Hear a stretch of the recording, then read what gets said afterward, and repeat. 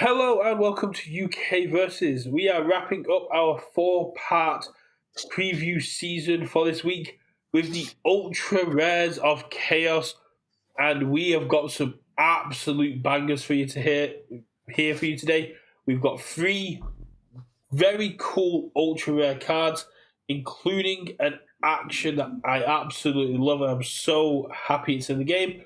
But before we get into the cards, let's go over to my amazing co-host. And how are you doing, my friend Richard?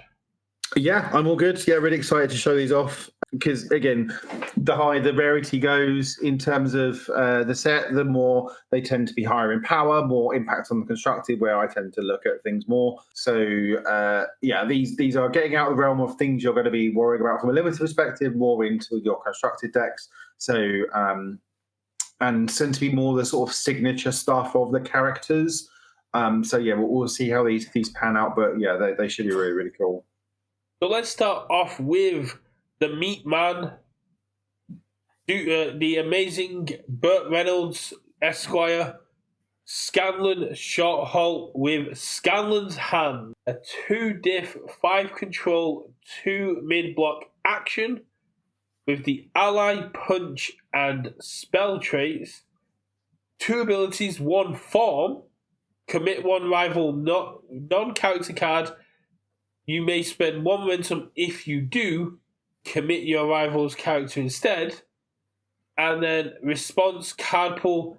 After a block is played, the next card this turn gets +3 or -3 damage. If your character's hand size is less than your rival's, build this card face down. This is a free symbol card with no attunement on Chaos, Order, and Earth. This is so very cool. Yeah. With set 2 rotating out, it's great we're getting Blood Curdle back, which is sort of what this is. Instead of obviously having to commit a foundation as cost, this is, because I think Blood Curdle removed from card pool, if I remember rightly. But just a way of turning off our opponent's character. Yeah. Because, Blood Curdle was a form remove, but you had to pay a foundation to do it. Didn't cost momentum. This one obviously it stays in your card pool, but if you can play this, if you're playing this in sort of, a 6 counter versus 7 or a 5 versus a 6, then you get to build this as part of that response. So, yeah, just being able to turn off your defensive character, then go in, I think is really, really strong. Well, this is also the first backup hate we've seen for committal. Yes, it does say one, on character cards. So again, you can turn off an asset if you need to, turn off their powerful foundation, and often the best thing you're going to be able to do is spend that momentum and commit their character, because usually that's where the power level lies. Like, imagine having this in the world where we were dealing with a Recovery Girl. I think this would have been all over the place. Getting to turn off BME or Cape or Dr. Ichigasi, but I imagine they just turn this off with Dr. Ichigasi. Well, it's not worth sacrificing to cancel, but there's a lot of flexibility here in a 2-cost asset. It's not asset action. I think having that ability to turn off someone's character, I think, is something the format is worth. It's worthwhile having in the format. But then the card pool response, having that card pool response. Yeah. So obviously it's +3 or -3. So obviously if you form, they block something, you can then give something on your side +3, or if you block with this, you then go, your next attack is -3 damage. And the thing to note is, if you are the same hand size, this is going to happen every time either you or they block during the turn. Yes, it is. Right? So if you're going up against a 5-hander or a 4-hander... You play this as a block, and now a block has been played, can I respond with itself to give them the it's in the card pool. After a block... I guess it's after a block. I guess if it's played... I don't know on that one. I don't know whether it can effectively respond to it being itself blocking, and it's only on the next played. It's in the card pool, so I think you can. Yeah, I don't know. That'll have to be a rules question later. But I'm sure they'll get clarified. In the comments whether I'm wrong or right. I imagine you should be able to do it yourself. This I think shares Mothra symbols, which means Mothra just gets to go, ha ha, no one has a bigger hand size than me. Yeah, no one's got a bigger hand size. He's always going to have to just sit in his cardboard and say either I've got a bajillion plus or minus damage. Yeah. Um, The fact that it's got order, which means you can put it with things like elasticity as well. It's got block, -3 Scanlan's hand, flip elasticity, -3 elasticity. yeah.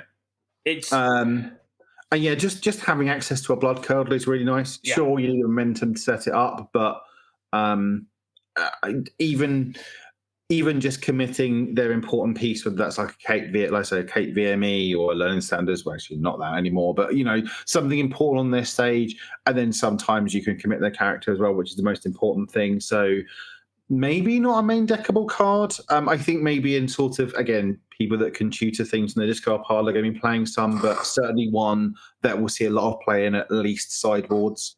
If I'm Caleb, I'm holding 2 diff foundations, and the first thing I'm doing at the beginning of my turn is going, I'll discard this 2 diff spell to pick up Scanlan's hand. Block, you burn 1, -3 damage to your next attack. Let's go. Yeah, really. Again, turning off your opponent's character is a very, very strong ability, and often playing on effectively 1 extra aggressive is fine and something you'll happily do just to turn the character off. And especially if you can then forcing surrender, have your card pool, or pony it out of the card pool, and even then punish them for blocking you throughout the turn. So it's almost like you're not necessarily unhappy to have it in your card pool on an attack turn. Sure, you're playing a 1 progressive, but it means that if they even dare to block you, then everything's coming in for extra damage. So this looks very, very strong, and definitely a card that we'll see play. You can run a cheeky throw deck and just go, you want to block this and make my next throw bigger? Let's go. But then we have the signature Jester attack.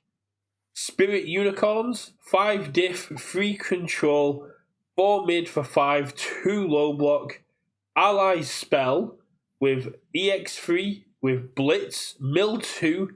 If this is your first attack this turn, this card does not count towards progressive difficulty to play spell cards this turn. That includes foundations and actions. And card pull response, after you ready 1 or more foundations, your next attack gets +1 damage. Okay. It being a little Curran Froggy, right? In terms of, as long as you're playing a spell-heavy deck, this not counting towards aggressive is very nice. Obviously, it being a momentum out with that EX3 is nice. And then having that card pool ability of, I assume, Jester is basically readying foundations. I can't remember what the...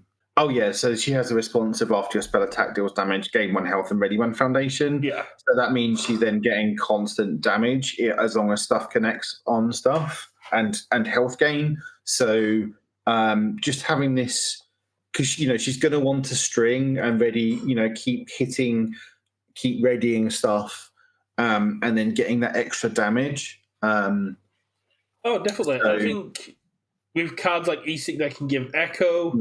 And cards like Caleb, which are going to be running lots of actions, and you just be able to go, all my actions that are spells get have 1 less progressive to have to worry about is very cool.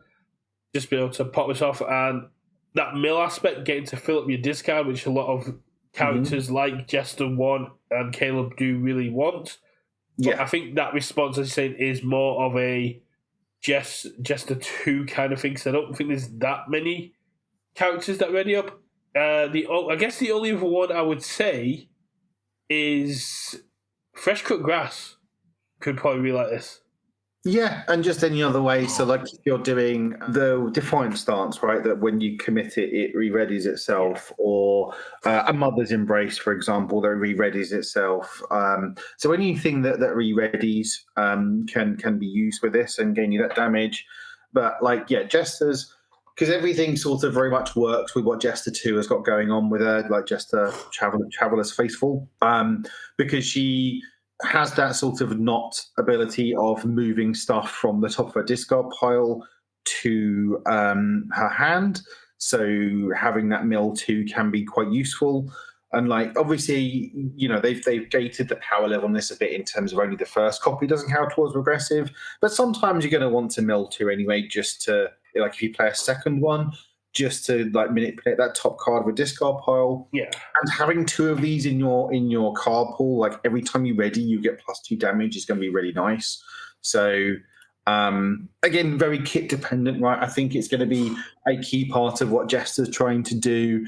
You're going to have to be playing a spell heavy deck. You have to be playing cards that ready themselves. But as long as you are meeting those criteria, then this does the thing you want it to do. And generally speaking, a card that doesn't count towards regressive difficulty is just strong.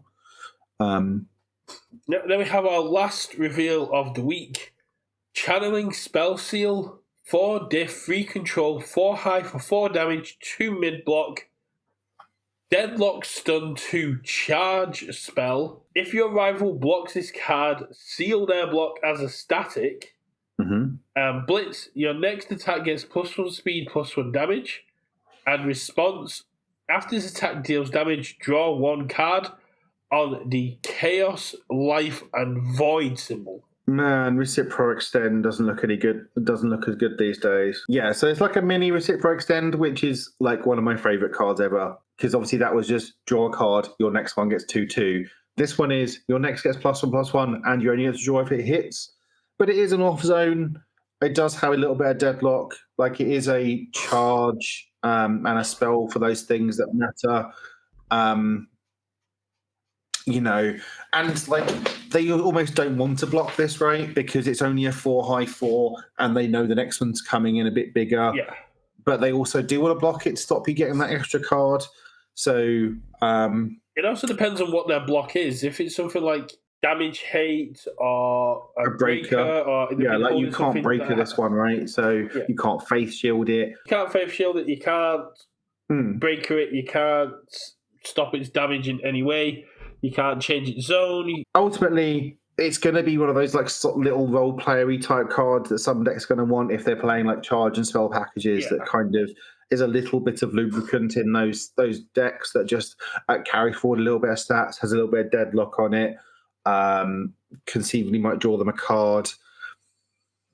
I think if this just said draw a card as an enhance or blitz or whatever, and carried forward those +1/+1 stats, I think that I'd be a lot more excited, but it having to deal with damage, I think is okay. I think, there's going to be some decks that want it and some decks that won't care too much about it. But so I'm not sure on this one.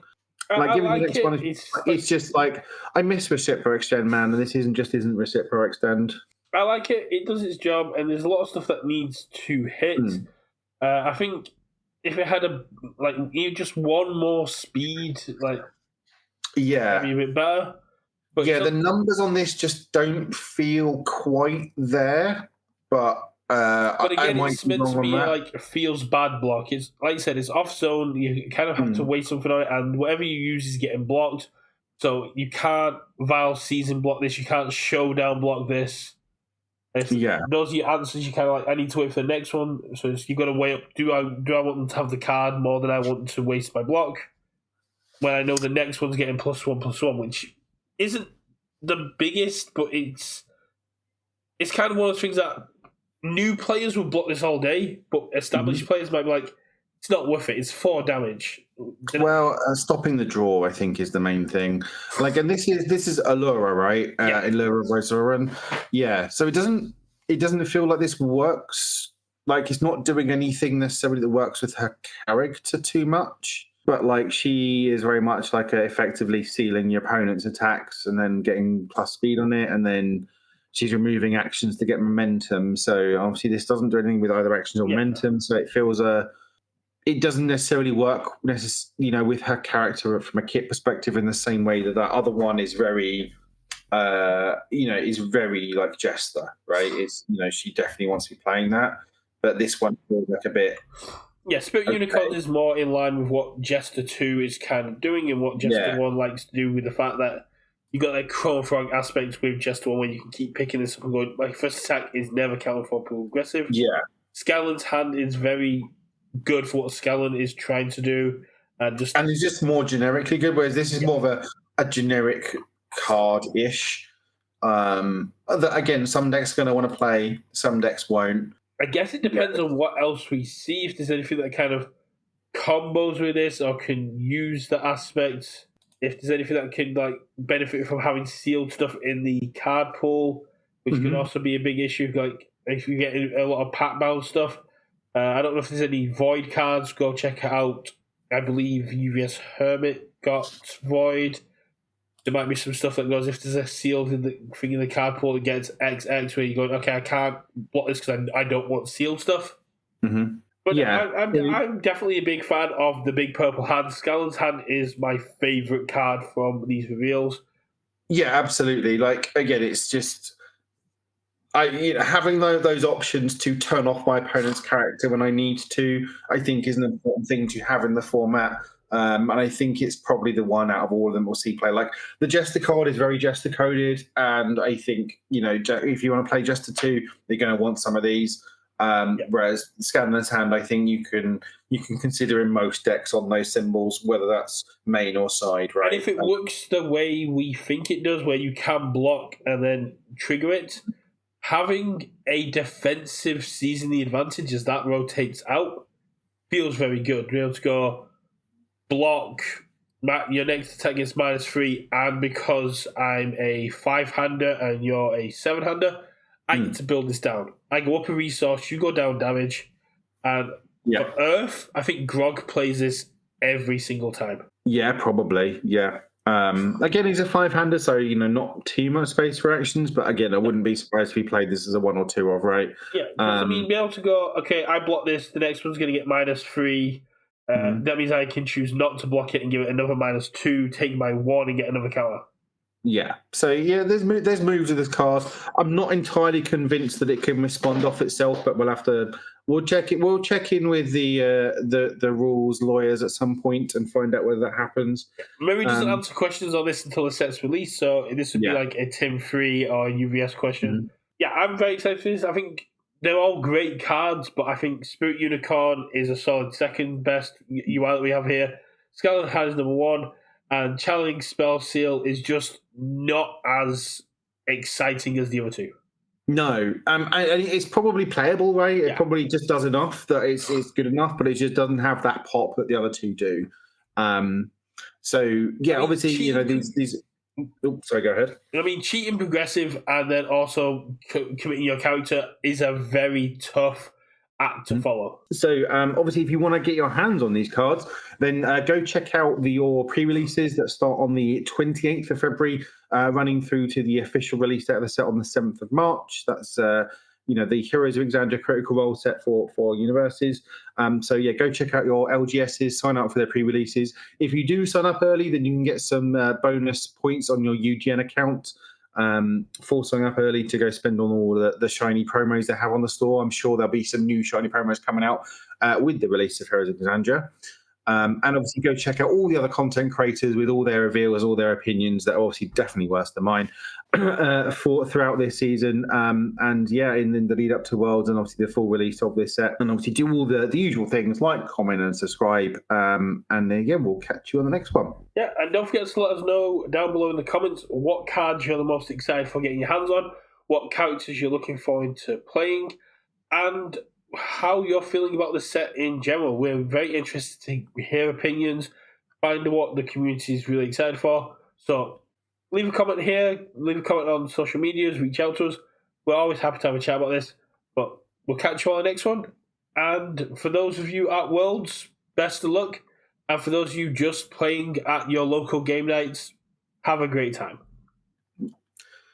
See you later.